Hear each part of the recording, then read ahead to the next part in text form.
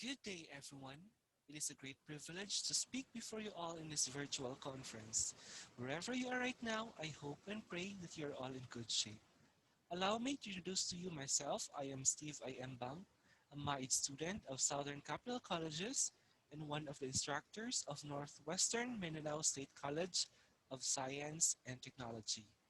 Before I proceed, allow me to express my thanks and gratitude to Dr. Alita Rojas, to Dr. Maria Chona Palomares, conveners in this parallel session.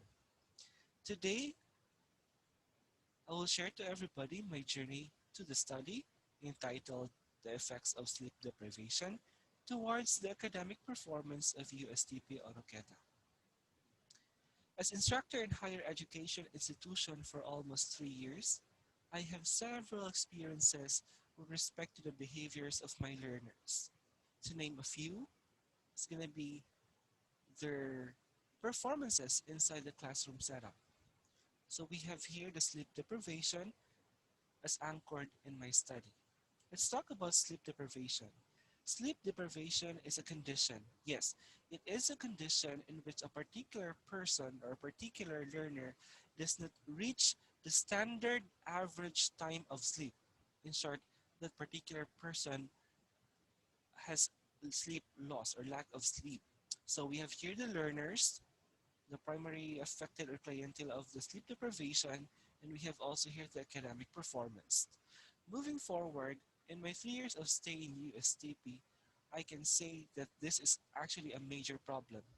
Major problem simply not just because of uh, the academic performances, but it's also pertained to the overall health of the learners, in which the primary role of the institution is really to develop the student holistically. So moving forward, these are actually the purpose why I'm studying this. I would like to explore the effects of sleep deprivation and develop the students' awareness towards the importance of having an adequate sleep. And basically, these are actually the objectives of my study. I would like to try to check if there's a correlation between the number of hours of sleep and the academic performance in English 101 and EDUC 90 of USTP Oroquieta campus education to students, as well as I would like to check if there's a significant difference between students' grade in English 101 and EDUC 90 in relation to their number of hours of sleep. Third, I would like also to find out if there's any difference on the students' flexibility towards sleep deprivation considering their demographic profile. We have here the age and the sex. Lastly, I would like also to check and to find out if there is a correlation between the number of hours of sleep and the academic performances in English 111 and EDUC 90 in terms of cognitive, psychomotor, and physical, as well as it may be pertaining to the environmental factors. These are the hypotheses of my study, which are now reflected on your screen. And moving forward, for me to be able to come up with the results of the study, this is my methods. First is my research design. Correlation descriptive was used in the study simply because I know that it's the most appropriate research design where 122 second-year PTL Ed students participated in the study, wherein it was conducted at University of Science and Technology of Southern Philippines Alquera campus. To collect the data, I used a survey questionnaire, a researcher-made questionnaire, as well as for statistical analysis, t-test, mean, hypothesis testing, and correlation were used. Let's check now the results, but before moving forward, let me first share to you the profile of our respondents. We have here the sex, the age group, and the sleeping hours, as well as both the academic performance in English 101 and EDUC 90. To sum up, 77% of our respondents are actually female, which a majority of them are actually female, and 23% of them are actually male. Talking about their age range, most of them are aging 18 to 20 years old. Third is actually the number of hours of sleep. From the data that we have here, most of them are actually sleeping for 6 hours. 31 of them are sleeping for 5 hours. 3 of them are sleeping for 4 hours, and one of them is sleeping for 3 hours. So just to set proper expectation and to share to you an updates from the National Sleep Foundation, it says here, just updated in 2020, the Sleep Foundation organization said that for the required sleep time of young adult ages 18 to 25 years old, they need at least or to sleep at least 7 to 9 hours. See, by just looking at the numbers that we have here, it is really evident that most of our students in Ustp-Oroquieta are actually sleep deprived. Let's have the further results of the study. Let's have problem number 1, 2, 3, and 4. Let's have problem number 1. For problem number 1, we have here the relationship between the number of hours of sleep with respect to the academic performance in English 101 and Eduk 90. Looking at the data that we have here, it is evident that our p-values of both English 101 and Eduk 90 is less than 0.05. That is why our null hypothesis is rejected.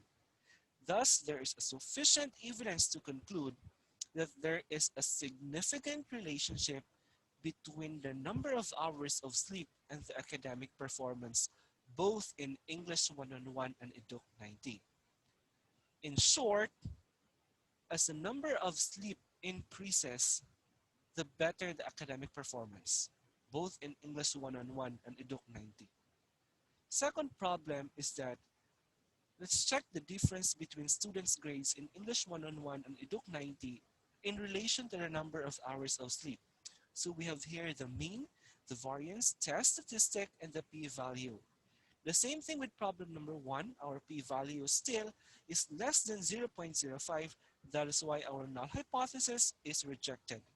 Thus, there is sufficient evidence to conclude that there is a significant difference of students who sleep 5 hours and below between the 6 hours of students, uh, 6 hours sleep of our students. So there's a significant difference on that. So by just looking at the data that we have here, it is really evident how a single hour much benefited our learners. Just imagine. Third problem is the difference between students' average number of hours of sleep with respect to their age and sex. We have here the mean, the variance, the test statistic, and the p-values. By just looking at the figures that we have here on screen, it is evident that our p-values is greater than 0.05. That is why our null hypothesis cannot be rejected. That is why we can say that there's insufficient evidence to conclude that there is significant difference with respect to age and sex.